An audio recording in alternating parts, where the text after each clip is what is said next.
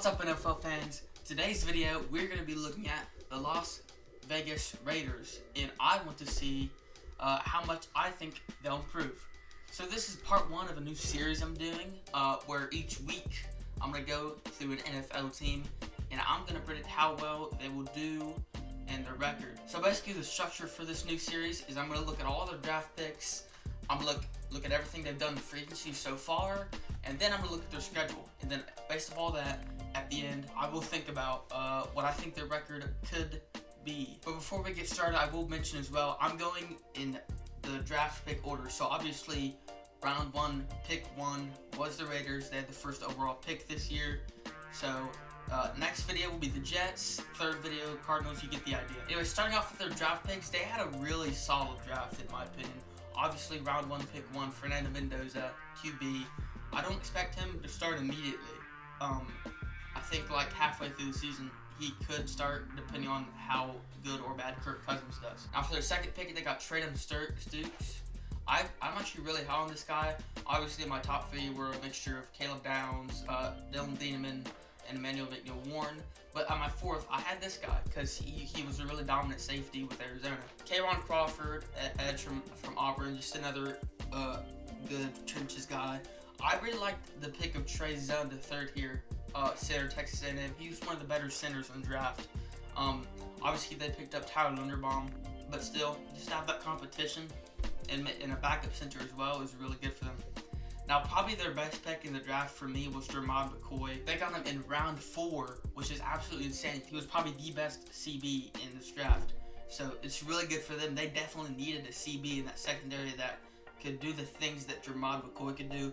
That is an absolute steal for them that they got him in round 4. Now, obviously, the big concern with him is his injury history. But if he can stay healthy, if he can keep producing like he did in college, that'll be a really great pickup for them. Mike Washington Jr., I'm not a huge fan of this pick. I feel like Ashton Jetty's fine. Now, maybe it's someone they want to have a 1-2 kind of punch with Genty and then Mike Washington. So I guess if they're trying to do that, I guess it'll work out fine. Obviously, we don't know what Click Kubiak's going to do until the season starts and how he wants to run the offense.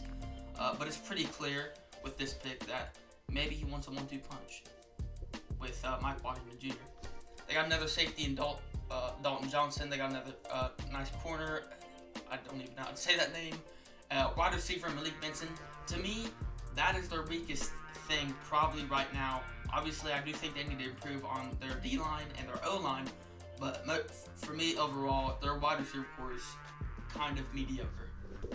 And then a DT and Brandon Cleveland, good pickup. They need to just get guys on that defensive line. Now, so far in free agency, I mentioned earlier, they got Tyler Linderbaum as center.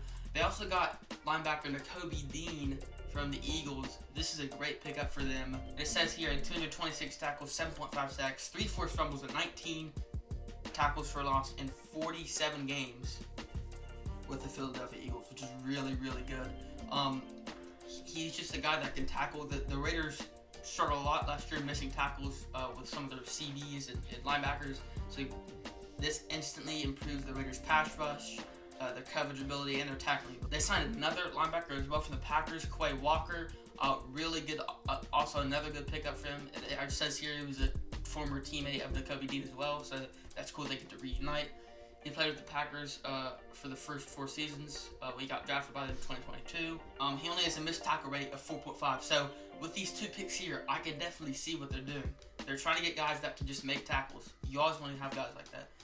Now for their extensions, they extended Malcolm Kunsi. I don't know how to say that. He's a DE. I guess he's all right. 4.5 sacks, 3 pressures. Second most on the team behind Max Crosby. So pretty solid depth player for them to bring back. 1 year, $11 million contract, not too bad. Another defensive end they brought back was Kwity Paye, I believe. 30.5 sacks in 5 seasons with the Colts. And last season, says he was down year, he only had 4 sacks. Maybe they just want to bring him back and see with this new defensive coordinator if he can start to produce again. Because it's a 3-year deal, $48 million, a nice deal for him. They extended their pretty solid corner, I believe, Eric Stokes for $30 million, $20 million guaranteed for him. In the last 16 seasons, he totaled 53 tackles, 5 pass breakups. He was targeted 55 times and only allowed 30 receiving yards and a pair of touchdowns. Outside of his on-field production, looks like he was a good player to have in that locker room. So good for him. A pretty good pickup I thought they had was Jalen Naylor. He was not like the star, I guess. He wasn't the star of the Vikings. Obviously, that was Justin Jefferson, but he was kind of in the background. He had a very quiet 57 catches and 58 yards, 10 touchdowns, which is actually not bad at all. So bringing him in, I think, improves that wide receiver core immensely. I still think they need to bring in some more people, though. I believe they brought in the old 49ers kicker, Matt Gay, here to just a 1-year deal. Just a guy, he's a pretty solid kicker. He's 31 years old, so I don't think he'll be a permanent solution for their kicker, but just a guy they could bring in that can make field goals.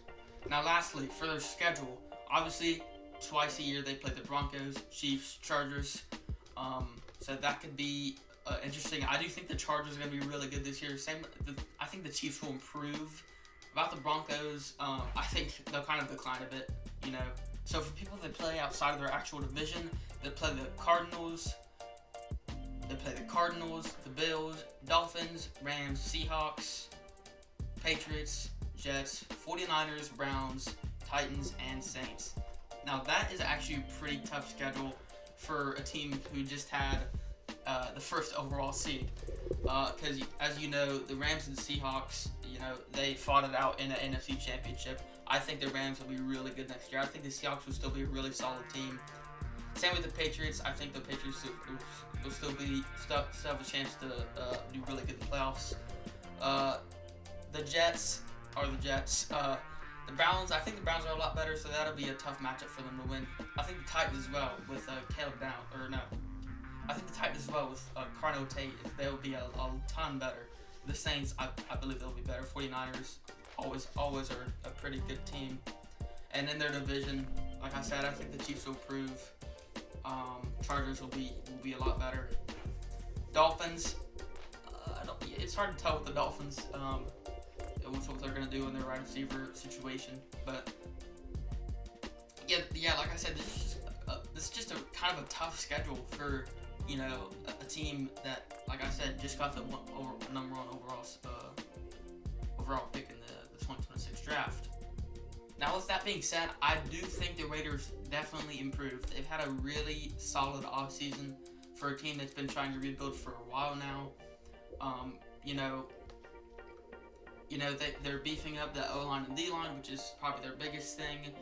They got, I think, their future quarterback in Fernando Mendoza. Ashton Jennings, I can see him having a really good second year, especially with that new improved O-line.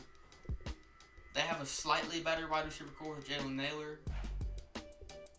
And their defense, I feel like, is going to be pretty actually solid with the two linebackers they brought in. Max Crosby's still with them as well. So honestly, my record prediction is going to be 7-10.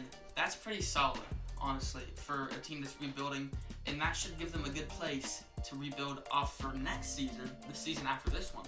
I think to be in a really good place for them. So I wouldn't be upset if I were a Raiders fan with where they're at now. They're still building, they're still rebuilding. So I think this is a good start for them. But I do not think they'll be too good, but they will improve next season at 7-10. Will they be last in the division? I don't know. I guess we'll have to see. Anyways, thank you guys for watching. This will be a weekly thing kind of series, so next week I will be doing a video on the Jets, so stay tuned for that. Anyways, thank you guys for watching, and I'll see you guys in the next one.